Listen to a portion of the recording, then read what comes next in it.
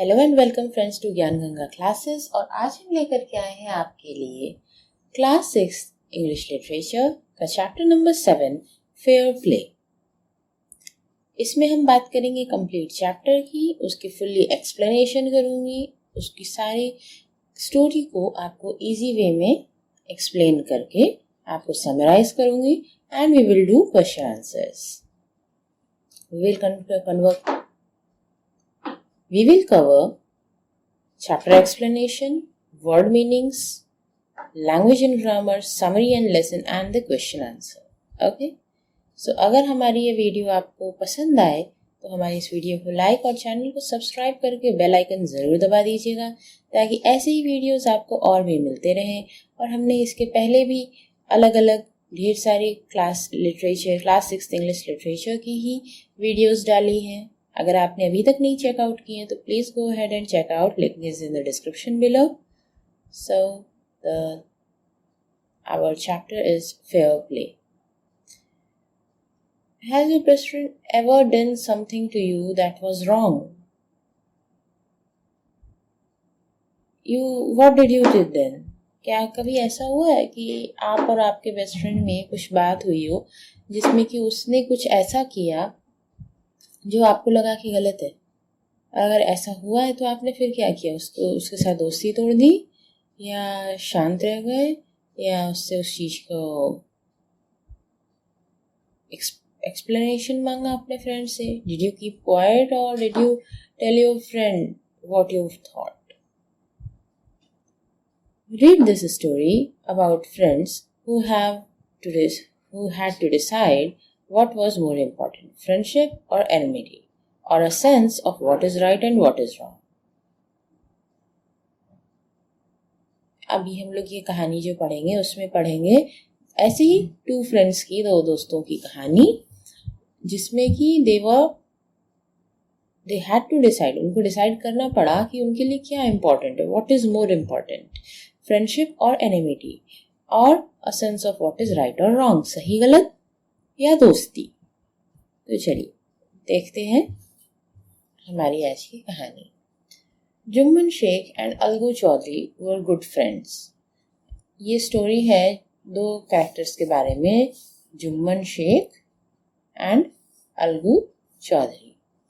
So strong was their bond of friendship that when either of them went away from village, the other looked after his family. So strong was their bond of friendship. उनकी दोस्ती इतनी ज़्यादा पक्की, इतनी ज़्यादा strong थी कि जब कोई भी दोनों में से, either of them मतलब उन दोनों में से कोई एक went away from village से दूर जाता था, तो the other looked after his family, तो दूसरा उसका दोस्त उनकी फैमिली की देखभाल करता था। Okay, both were greatly respected in the village. दोनों की ही विलेज में बहुत अच्छी जान पहचान थी, सब लोग उनको मानते थे, रिस्पेक्ट करते थे। चलिए देखते हैं फिर क्या हुआ। Jumman had an old aunt who had some property. Jumman की एक बूढ़ी आंट थी जिसकी कुछ प्रॉपर्टी थी। This she transferred to him on the understanding that she would stay with him and he would look after her. ये जो उसकी प्रॉपर्टी थी, this मतलब उसकी जो प्रॉपर्टी थी उन आंटी की, वो आंट की प्रॉपर्टी उन्होंने ट्रांसफर कर दी किसको? जुम्मन को। She transferred to him. उसने जुम्मन को वो प्रॉपर्टी ट्रांसफर कर दी इस बेसिस पे कि अंडरस्टैंड मतलब उन्होंने ये सोचा कि वो उनकी देखभाल करेगा और वो उनके साथ रहेगी। तो on the basis of understanding that she would stay with him and he would look after her. उनके साथ रहेगी और वो उनको देखभाल करेगा। The arrangement worked well for the couple of years. और ऐसा करना अच्छा भी रहा, मतलब प्रॉपर्टी दे करके उसके साथ रही, ये उसके लिए अच्छा भी रहा, लेकिन कब तक? सिर्फ कुछ ही साल, 1-2 साल थे ये। Then the situation changed. फिर उसके बाद सिचुएशन बदल गई। Jumman and his family were tired of the old relative. Jumman और उसकी फैमिली उन बूढ़ी आंट से थक चुकी थी, अब उनको अपने पास नहीं रखना चाहती थी. Jumman became as indifferent to her as his wife.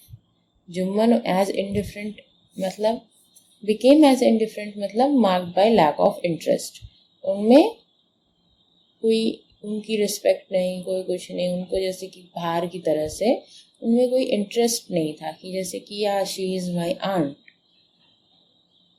That feeling was nowhere. उसका वो फीलिंग खत्म हो गई थी कि वो एक हमारी आंट है, हमें उनके साथ रहना चाहिए. That feeling was nowhere. Jumman और हिज वाइफ दोनों में ही became as indifferent to her as his wife. Both were with the lack of interest. अब उनको वो एक बोझ लग रही थी. Who grudged even the little food that the old lady wanted every day? Grudged means to be unhappy that somebody has something. मतलब उस पर वो नाराज होती थी कि दूसरे से देख करके चिढ़ जाती थी कि उसके पास, ओल्ड लेडी के पास जरा सा भी फूड, जो लिटिल फूड वो हर दिन खाती थी, जो कि उसको जरूरत होती होगी, वो भी उसको पास देख करके his wife and Jumman were grudged, were unhappy that she is staying with them. She swallowed these insults along with her food for a few months. Swallowed मतलब to make a food drink go through the throat to the stomach. But यहाँ पे सिर्फ खाना ही नहीं, ये क्या कह रही है कि यहाँ पे बता रहे हैं कि she swallowed these insult. ऐसी उसकी इंसल्ट ये लोग जो करते थे रोज, तो वो जो जरा सा खाना खाती थी, उस खाने के साथ साथ वो इंसल्ट भी सह जाती थी. swallowed these insult मतलब उस इंसल्ट को सह जाती थी. कब तक? for a few months. but patience has its limits. But patience की तो भाई लिमिट्स होती हैं. तो यहाँ भी वही हुआ. अब कुछ मंथ्स के बाद फिर उसका पेशेंट छूट गया. तो पेशेंस जब छूटा तो फिर उसने क्या किया? One day she spoke to Jumman. एक दिन उसने जुम्मन से बात की. My son, it is now obvious that I am not wanted in your house. मेरे बच्चे, मेरे बेटे, अब ये साफ साफ पता चल रहा है. ऑब्वियस मतलब इजीली फाउंड, सीन और अंडरस्टूड. मतलब साफ साफ समझ आ रहा है that I am not wanted in your house. मैं तुम्हारे घर में किसी को अच्छी नहीं लग रही, किसी को मुझे मेरी जरूरत नहीं है. Kindly give me a month allowance. मुझे एक महीने की allowance. Allowance means amount to of something that you are allowed. मतलब मुझे कुछ अलग से अमाउंट, कुछ पैसे दे दो एक महीने के लिए. हर एक महीने मंथली अलाउंस मतलब हर महीने हमको थोड़े पैसे दे दो, so that I can set up a separate kitchen. देखो इतने पर भी वो ये नहीं कर रहे कि मुझे यहाँ से जाना है या मुझे मेरी प्रॉपर्टी वापस कर दो. शी इज सेइंग कि give me a monthly allowance. और शी इज रिक्वेस्टिंग इट कि मुझे मंथली अलाउंस, क्योंकि काइंडली लिखा है तो इट इज लाइक प्लीज. तो it is, she is requesting कि give me a monthly allowance. मुझे मंथली कुछ अमाउंट दो, सो दैट जिससे कि वो क्या करेगी, she can keep a separate sick kitchen. भाई अब खाना तो सबको चाहिए होता है, तुम लोग उसको खाना भी नहीं देते हो. तो शी विल, उसने कहा मुझे, भाई उसी के पैसे से ना काम कर लो. She, you are looking after her property everything. Then she said कि उसी पैसे से मैं एक सेपरेट किचन लेकर के अपना काम करूंगी. इतने पे जुम्मन ने क्या बोला? My wife knows best how to run the house, be patient, said Jumman shamelessly. Shamelessly without any shame. मतलब इतने वो काइंडली रिक्वेस्ट की the aunt, he said very very bluntly, very very shamelessly in a loud voice कि my wife knows best how to run the house. मेरी wife को अच्छे से पता है कि घर कैसे चलाते हैं. Be patient, धैर्य रखो. This made his aunt very angry and she decided to take her case to the village panchayat. ऐसा जवाब पा करके उसकी आंट को बहुत गुस्सा आया। उन्होंने क्या किया, उन्होंने डिसाइड किया to take this case to the village panchayat, इस केस को लेके पंचायत में जाया जाए। चलिए फिर क्या हुआ। For many days the old lady was seen talking to villagers, explaining her case and seeking their support। काफी दिनों तक क्या हुआ कि ओल्ड लेडी को वो हर किसी से विलेज में बात करती, अपना केस एक्सप्लेन करती और उनकी मदद चाहती। सीकिंग मतलब आस्क समबडी फॉर समथिंग, मतलब उनसे उनकी मदद मांगती, उनका सपोर्ट मांगती। Some sympathized with her, sympathized feel sorry for somebody to show you that you understood somebody's problem, मतलब उसको सिंपैथी दिखाते, सिंपैथाइज करते, यानी कि उनके साथ उनको लोगों को दुख होता या फिर उसकी सिचुएशन को समझ पाते, कुछ ऐसा करते, मतलब some sympathize with her, others laugh at her, दूसरे उस पे हंसते। And few others advise her to make it up with her nephew and his wife, और कुछ उसको ऐसी एडवाइस करते कि तुमको अपने नेफ्यू और उसकी वाइफ, मतलब जुम्मन इज हिज नेफ्यू, तो जुम्मन और उसकी वाइफ के साथ मिलजुल के रहना चाहिए। At last she came to Algu Chaudhary and spoke to him, and he said, Chachi, Jumman is my best friend. How can I go against him? फिर क्या हुआ कि ऐसे लोगों से मिलते मिलते she came to Algu Chaudhary से मिली और उससे बोली अपनी सारी सिचुएशन जो वो बोल रही थी। तो इस पे अलगू ने कहा कि अलगू उसको कैसे डिनोट करते हैं, उनको बोलते हैं चाची। तो वो कहते हैं कि आप जानती हैं जुम्मन मेरा बेस्ट फ्रेंड है, आप तो अच्छे से जानती हैं कि जुम्मन मेरा बेस्ट फ्रेंड है, तो मैं उसको अगेंस्ट कैसे जा सकता हूँ, उसके खिलाफ कैसे जा सकता हूँ। But is it right my son to keep mum and not say that what you consider just and fair.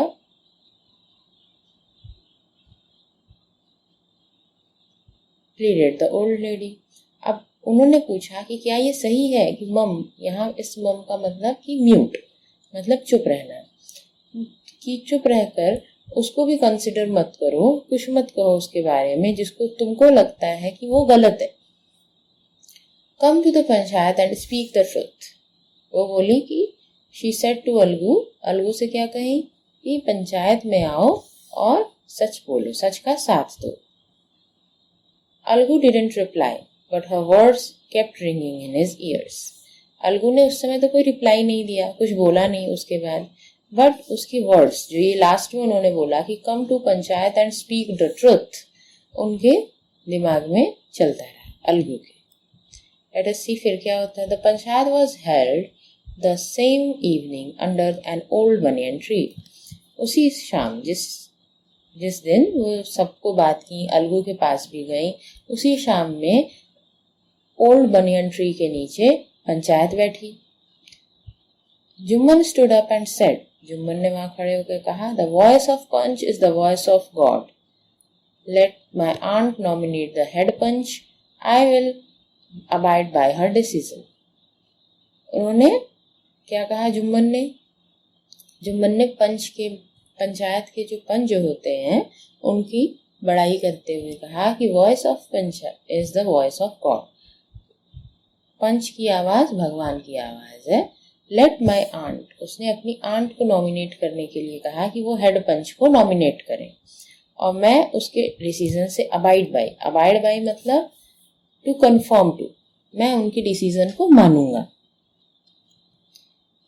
The panch knows neither friend nor enemy, what do you say to Algu Chaudhary, the lady announced. Lady ने क्या कहा, lady ने कहा कि पंच के न दोस्त होते हैं न दुश्मन, वो दोस्ती और दुश्मनी से ऊपर हटके सिर्फ न्याय की बात मानेगा। और उन्होंने नाम किसका सजेस्ट किया, अलगू चौधरी का। Fine, replied Jummन. Neither and nor मतलब not this, not that. Okay? Jumman ने भी उनके साथ उसको मान लिया कि हाँ, तो भाई उसने तो सोचा है तो मेरा दोस्त है, तो he said happily, fine. And Jummon was hiding his joy over this unexpected piece of luck. और जुम्मन तो ये सोच रहा था कि ये तो मेरा दोस्त है, अब ये तो मेरा ही साइड लेगा, इसलिए वो बहुत खुश हो रहा था. चाची, you are aware of my friendship with Jummon, said Algu. Algu ने क्या कहा? अलगू ने फिर उनको कहा, चाची आप तो जानती हैं कि मेरी और जुम्मन की दोस्ती के बारे में कि जुम्मन is my friend. तो I know that, replied the aunt, but I also know that you will not kill your conscience for the sake of friendship. उन्होंने क्या कहा? उन्होंने कहा कि मैं जानती हूँ कि वो तुम्हारा दोस्त है, बट हम ये भी जानते हैं कि तुम सिर्फ दोस्ती के लिए, कॉन्शियंस मतलब part of mind that tell what is right what is wrong, मतलब तुम्हारी अपनी सही गलत की पहचान को, तुम्हारे अपने सही गलत के सेंस को, तुम उसके लिए सही और गलत को तुम दोस्ती के लिए गलत नहीं कर दोगे, तुम जो सही है उसके लिए कुछ ना कुछ करोगे, you will think about it. इसलिए उस विश्वास के साथ she just spoke his name and choose him as the head panch. Okay, God lives in the heart of the punch and his voice is the God voice. And the old lady explained her case. उन्होंने ये भी कहा कि उन्होंने अपना विश्वास बताया कि गॉड जो है वो पंच के हर्ट में रहते हैं और उसकी पंच की वॉइस इज दी भगवान की वॉइस, गॉड की वॉइस. और ये कह करके फिर ओल्ड लेडी ने अपना केस एक्सप्लेन किया सबके सामने. Jumman, said Algu, you and I are old friends. उसका पूरी चीज सुनने के बाद अलगू ने कहा कि जुम्मन, तुम और मैं बहुत पुराने दोस्त हैं. Your aunt is as dear to me as yours. तुम्हारी ये आंटी मेरे को वैसे ही मेरे लिए क्लोज है, मेरे को अच्छी लगती है, मेरी प्यारी है, जैसे कि ये तुम्हारी aunty. Now I am Punch. You and your aunt are equal before me. लेकिन अभी मैं क्या हूँ? उसने बताया कि अभी मैं पंच की हैसियत पे हूँ, अभी मैं पंच के प्लेस पे हूँ. तो यहाँ पे तुम और तुम्हारी आंट दोनों ही एक बराबर, दोनों से किसी से मेरा कोई ज्यादा कनेक्शन नहीं, ना किसी से ज्यादा डिसकनेक्शन. दोनों की ही बात मैं इक्वली सुनूंगा, दोनों की ही मैं इक्वली बात करूंगा. Okay, what have you to say in your defence. अब मैंने मतलब अब आंट ने तो अपना केस एक्सप्लेन कर दिया, तो उसकी बात सुन ली, तो ही इज आस्किंग जुम्मन कि तुमको अपने डिफेंस यानी अपने प्रोटेक्शन, अपने बचाव में कुछ कहना है तो क्या कहना है. 3 years ago began जुम्मन. अब वो जुम्मन ने अपनी कहानी बनाना शुरू किया कि 3 साल पहले इससे बताना कहानी शुरू किया. My aunt transferred her property to me. मेरी आंट ने अपनी प्रॉपर्टी मुझे ट्रांसफर कर दी. I promise to support her as long as she lived. मैंने उसको प्रॉमिस किया था कि मैं उसकी मदद करूंगा जब तक वो मेरे साथ रहती है. I have done all I could. मैंने वो सब कुछ किया जो मैं कर सकता था. There have been a couple of quarrels between my wife and her but I can't stop it. Quarrels यानी एनी एंग्री आर्गुमेंट, कुछ झगड़े. तो मेरी वाइफ और इनके बीच में कुछ झगड़े हुए, लेकिन मैं उसको रोक नहीं सका. Now my aunt is claiming a monthly allowance from me. और मेरी आंट अब चाहती है कि मैं उनको मंथली अलाउंस दूँ, मतलब मंथली उनको एक पॉकेट मनी दूँ. This is not possible. ये पॉसिबल नहीं है. That's all I have to say. यही मुझे कहना है. इतना कह के जुम्मन ने अपना साइड भी एक्सप्लेन कर दिया. Jumman was cross examined by Algu and others. Jumman को क्रॉस एग्जामिन किया. The examination to witness that examination of a witness who has already testified in order to check his credibility. मतलब वो सच बोल रहा है कि नहीं, इसका पता लगाया अलगू और दूसरे लोगों ने. Then Algu announced we have gone in to the matter carefully. Algu ने क्या कहा कि हमने gone in to the matter मतलब discussed, examine and describe and explain, मतलब इस मैटर के बारे में इसकी एक्सप्लेनेशन हम लोगों ने बहुत ध्यान से देखी है, बहुत केयरफुली देखी। हमारे ओपिनियन में, इन आवर ओपिनियन, हमारे मत के अनुसार, Jumman must pay his aunt a month allowance और else the property goes back to her. Algu ने क्या कहा? अलगू ने कहा कि जुम्मन को अपनी आंट को मंथली अलाउंस देना चाहिए, नहीं तो उसकी प्रॉपर्टी, जो प्रॉपर्टी अभी जुम्मन अपनी कह रहा है, वो वापस आंट के पास चली जाएगी। Now the two friends were seldom seen together। और अब ऐसे, यानी कि ये तो जो डिसीजन था वो कैसा डिसीजन था? वो डिसीजन तो जुम्मन के अनफेवरेबल था, उसके साइड का ये डिसीजन था नहीं, अगेंस्ट था उसके।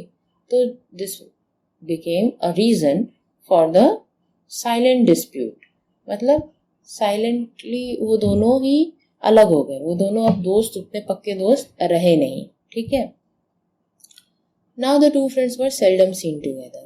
seldom मतलब very often, rarely, वो बहुत rarely साथ दिखते थे। The bond of friendship between them was broken। उस इंसिडेंट के बाद से उनके बीच की जो फ्रेंडशिप की बॉन्डिंग थी वो भी टूट गई। In fact, Jumman was Algu's enemy and wanted his revenge।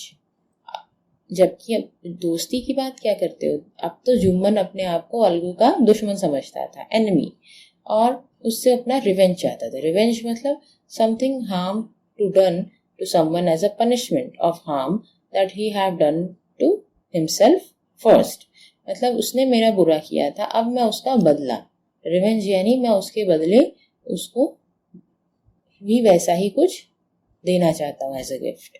तो मैं उससे अपनी उस चीज का बदला लेने के लिए वो चाहता था। कौन? Jumman. So days passed and as ill luck would have it, Algu Chaudhary found himself in a tight spot। Ill luck, bad luck। कुछ दिन बीते और एक दिन बैड लक के चलते अलगू चौधरी ने टाइट स्पॉट मतलब एक डिफिकल्ट सिचुएशन में अपने आप को पाया। One of his fine pair of bullocks died। Bullock मतलब यंग बुल, तो उसके एक यंग बुल डाई कर गया, मर गया। And he sold the other to Samjhu Sahu.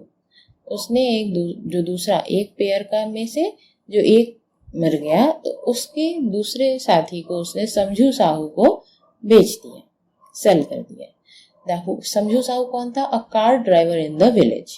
Village में ही कार ड्राइवर, बैलगाड़ी चलाने वाला। The understanding was that Sahu would pay the price of bullock in a month's time। और अंडरस्टैंडिंग क्या थी इस समझौते पर कि साहू उसको बुलॉक का प्राइस, उस बुल का प्राइस 1 मंथ के टाइम के अंदर दे देगा। It so happened that the bullock died with in a month. और ऐसा हुआ कि वो दूसरा बुलॉक भी 1 महीने के अंदर नहीं रहा। Several months after the bullock's death, कई महीने बीत गए उसके उस बुल के न रहने पर, उस बुल के मर जाने पर, उसकी डेथ के बाद। So Algu reminded Sahu of the money he hadn't yet paid।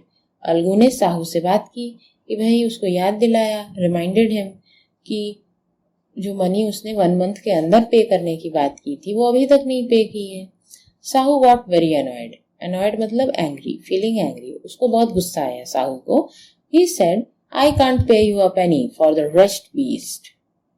penny मतलब coin, मतलब 1 पैसा, मैं तुमको 1 पैसा भी नहीं दूंगा। किसके लिए? For the wretched beast। wretched मतलब very unhappy और unhealthy, ऐसे टाइप के बीस्ट। बीस्ट को यहाँ पे लार्ज एनिमल को बीस्ट बोल रहे हैं। तो ऐसे टाइप के लार्ज एनिमल को जो तुमने मुझे बेचा, जो कि किसी काम का नहीं था, उसके लिए मैं तुमको 1 पैसा भी नहीं दूंगा। He brought us nothing but ruin। वो हमारे लिए कुछ लाया नहीं। ruin, ruin मतलब उल्टा हमारे लिए डैमेज किया। Damage something so badly. उसने मेरा नुकसान किया, मेरे लिए कुछ अच्छा तो उसने किया नहीं, उसने उल्टा मेरा नुकसान कर दिया। I have a bullock, used it for a month and then return it to me। दूंगी। उसने उसकी जगह क्या किया, उसने उसकी जगह अलगू से बात की कि तुम, मेरे पास एक बुलॉक है, मेरे पास एक बुल है, तुम उसको 1 महीने के लिए ले जाओ और फिर मुझे रिटर्न कर देना इसके बदले, जो कि मैंने तुम्हारा बुल लिया था उसके बदले उसने ये ऑफर किया। No money for the dead bullock, और जो नहीं रहा उसके लिए मैं कोई पैसा नहीं दूंगा, he said angrily. Algu decided to refer the case to the panchayat. Algu ने क्या डिसाइड किया, अलगू ने सोचा कि इस केस को पंचायत ले जाया जाए।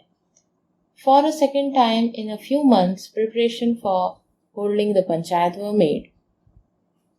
अभी कुछ फॉर अ सेकेंड टाइम क्यों कह रहे हैं, क्योंकि इसके कुछ ही महीने पहले की बात है जब जुम्मन का केस आया था और अब अलगू का केस आया है। And both the parties started meeting people seeking their support. और दोनों ही पार्टीज वही करने लगी जैसे उस समय आंट कर रही थी, कि जा जाके लोगों को सपोर्ट पूछ रही थी। The panchayat was held under the old banyan tree. Panchayat वही ओल्ड बनियन ट्री के नीचे हुई। Algu stood up and said, the voice of panch is the voice of God, let Sahu nominate the head panch, I will abide by his decision. और अलगू ने भी same बात कही जैसे कि जुम्मन ने उस टाइम कही थी कि भगवान की आवाज पंच की आवाज है, और साहू को उसने ऑप्शन दिया कि वो हेड पंच को चुनेगा, और अलगू ने कहा कि मैं उनकी डिसीजन से मानूंगा। ओके।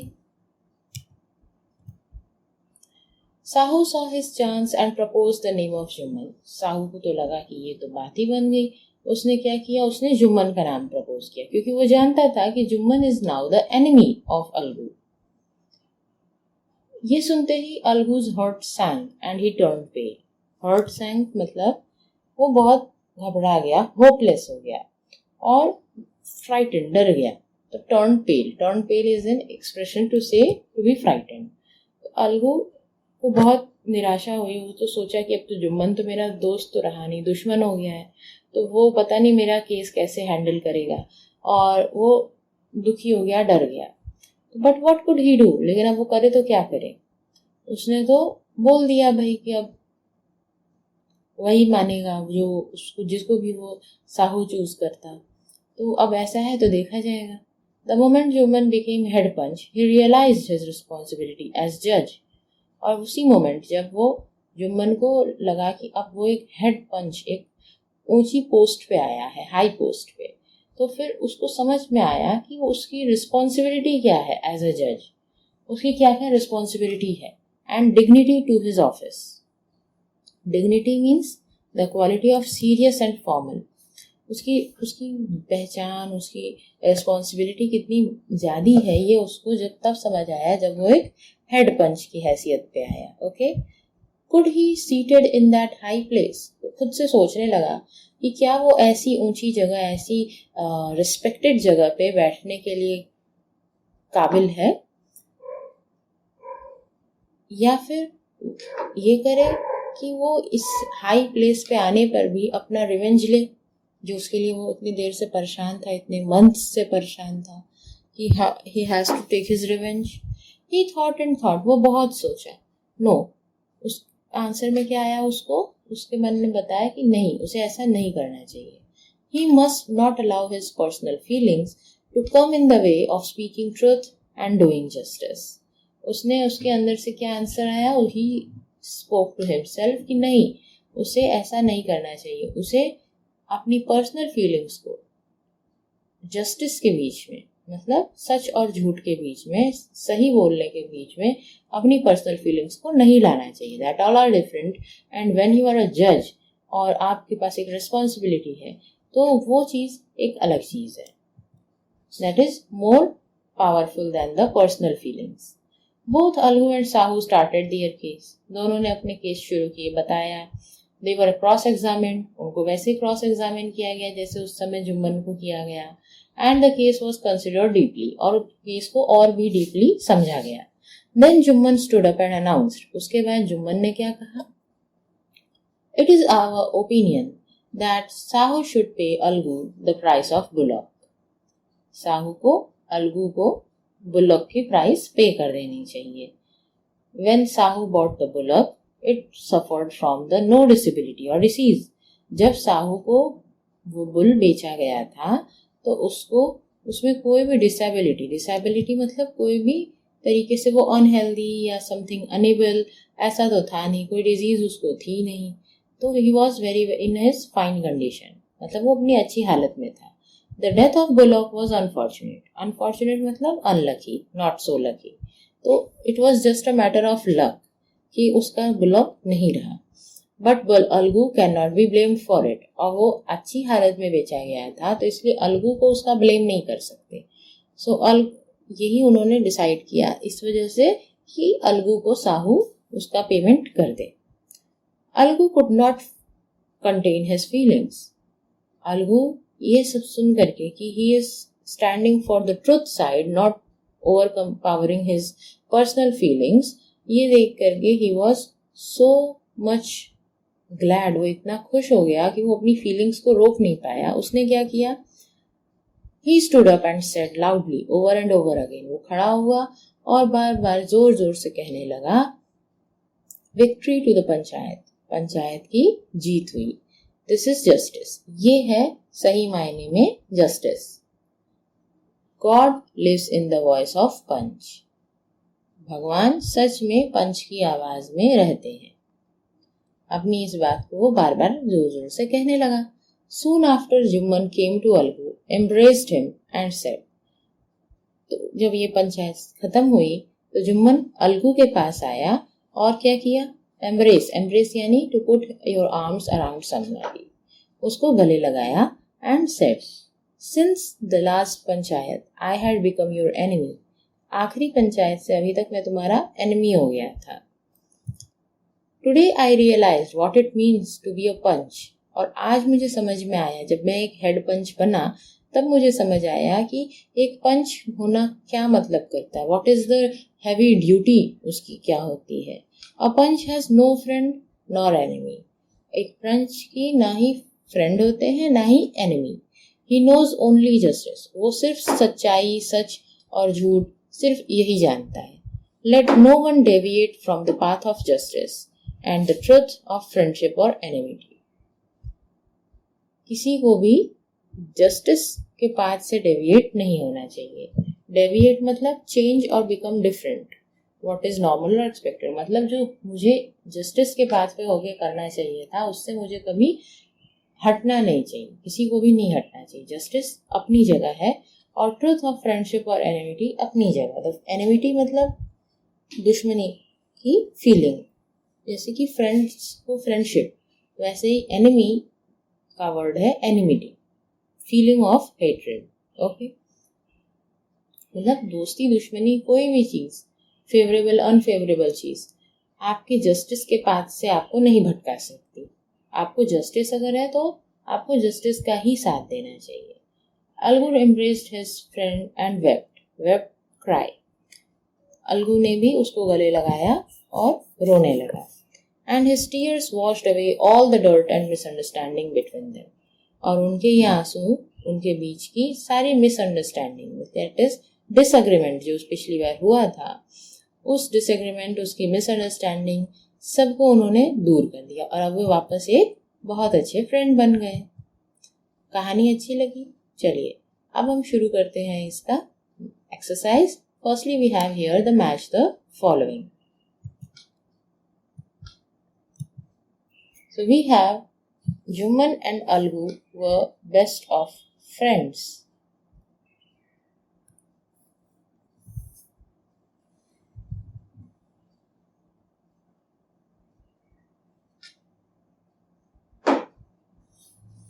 इसका मतलब क्या है?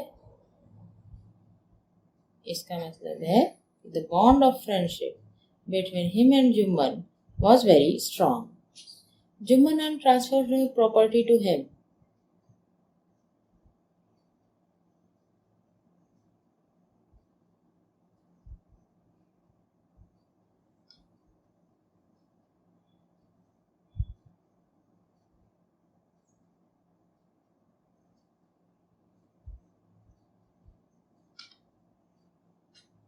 The condition was that he would be responsible for the welfare. Aunt decided to appeal to the panchayat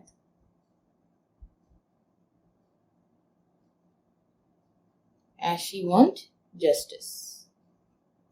Algu was unwilling to support the aunt.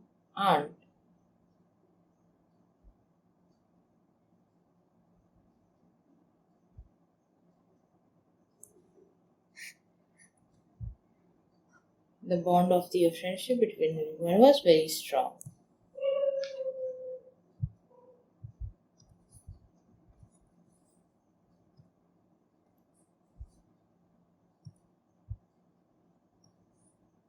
Juman was very happy to hear Algu's name as head punch, as he believed he had that his friend would never go against him. तो यही है आपके correct answers of the match the following के. Now who says this and why? My wife knows best how to run the house. किसने कहा था? जुम्मन ने. Jumman says this to his aunt because his aunt was working asking for the monthly allowance. यही हुआ था. But is it right, my son, to keep mum and not say what you consider just unfair?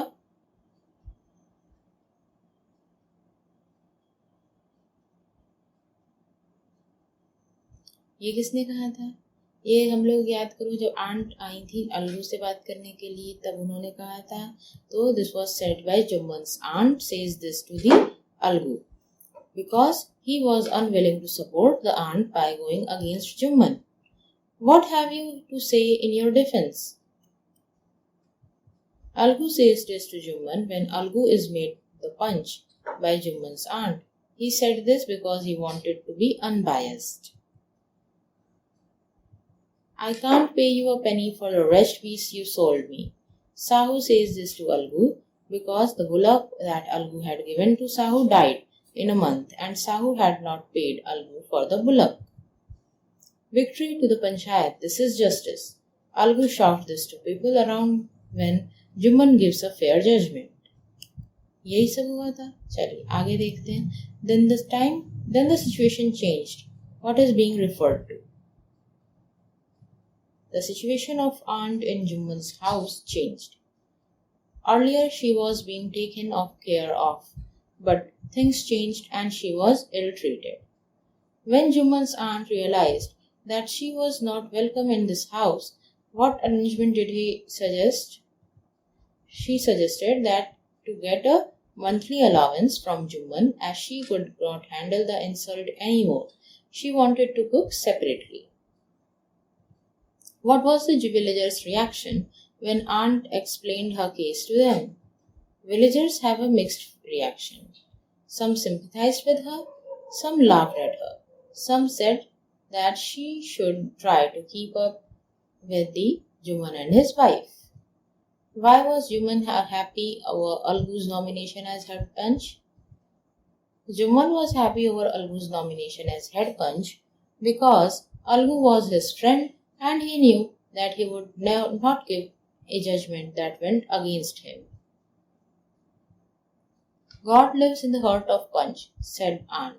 What did she mean?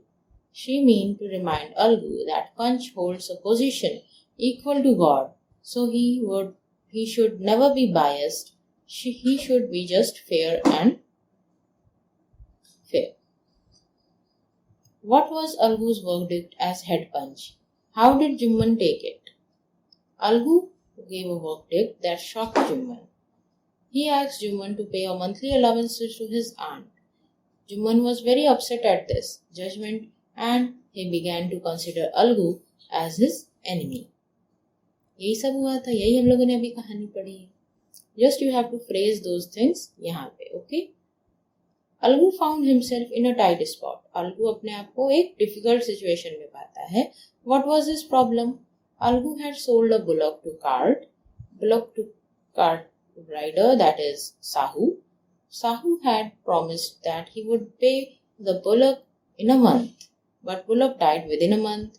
Algu found himself in a tight spot because Sahu refused to pay money for the bullock as it has died. Why was Algu upset over Juman's nomination as head punch? Algu was upset over Juman's nomination as head punch because he was certain that Juman would take revenge of the judgment that Algu has given earlier. What was Juman's verdict as head punch? How did Algu take it? When Juman was made to the head punch, he thought for a while if he should take revenge. But he realized that he was sitting in a position of a punch. He had to be unbiased. Juman's verdict was that Sahu should pay Algu the amount of gulak. Algu was extremely happy at the verdict. He began to shout that it was the victory of Panchayat. Which of the following sums up the story best? First, I also know that you will not kill your conscience for the sake of the friendship. Second, let no one deviate from the path of justice and truth for the friendship and enmity. Third, the voice of Panchayat is the voice of God. Give a reason for your choice. In my opinion, let no one deviate from the path of justice and truth for friendship or enmity sums up the story the best, as it clearly shows why Juman and Algu were not able to give wrong verdicts, being at the position of punch. Justice should always prevail. इसी के साथ हम आ गए अपने इस chapter के and पे। I hope आपको ये चैप्टर समझ आया होगा, चीज़ें एक्सप्लेन हुई होंगी और आपने इजीली क्वेश्चन आंसर्स भी किए होंगे। अगर ऐसा है तो हमारे चैनल को सब्सक्राइब और बेल आइकन दबा दीजिए और इस वीडियो को लाइक करके अपने फ्रेंड्स के साथ ज़्यादा से ज़्यादा शेयर कीजिए ताकि उन्हें भी ये चैप्टर इजीली और भी चैप्टर्स और भी एजुकेशन वीडियोस इजीली मिलती रहे। और आपको भी कोई भी कंफ्यूजन हो तो हमारे कमेंट सेक्शन में अपने कमेंट्स ज़रूर भेजिए। I will reply to you all.